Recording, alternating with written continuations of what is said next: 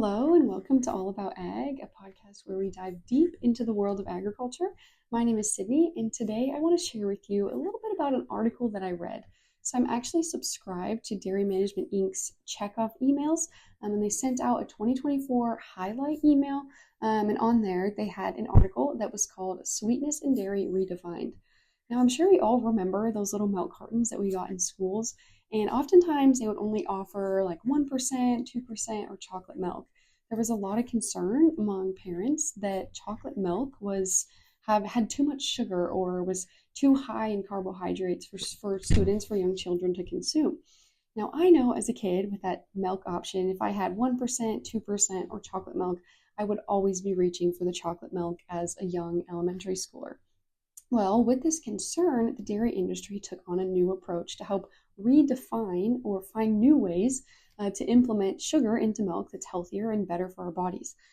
So this article, I'll put up a picture here, but I found it to be very, very interesting. So there's actually like 5 different ways that the dairy industry has worked to redefine what sugar means in their milk products. And basically, what I wanted to share was that there are ways that they've been able to cut the amount of sugar but keep the amount of sweetness in the milk.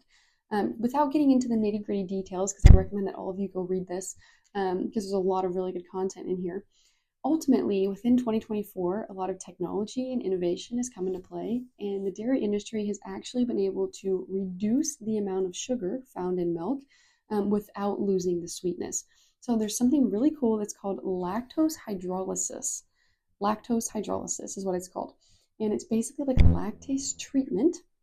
And it's essentially the way to decrease sugar added. So here's a sentence here that I want to share. So lactose hydrolysis, it can decrease the added sugar content in chocolate milk by approximately 30% and reduce any need for added sugars. So Dairy Management Inc., they funded this research in order to figure out how to lactose hydrolysize milk. So this is actually a really, really cool process. Essentially what it does, from my understanding, is people who are lactose intolerant, it means that they can't digest lactase, right? That's like the natural sugar found in milk. Well, if they can't digest the lactase, how can they make lactose-free milk? Well, essentially what they do is they take that lactase and they break it up into 2 different monosaccharides. So they basically break up that lactase, that sugar, into galactose and glucose. And glucose I'm very familiar with. That's just like regular sugar, right? It's found in plants, it's found in basically natural sugar, so glucose.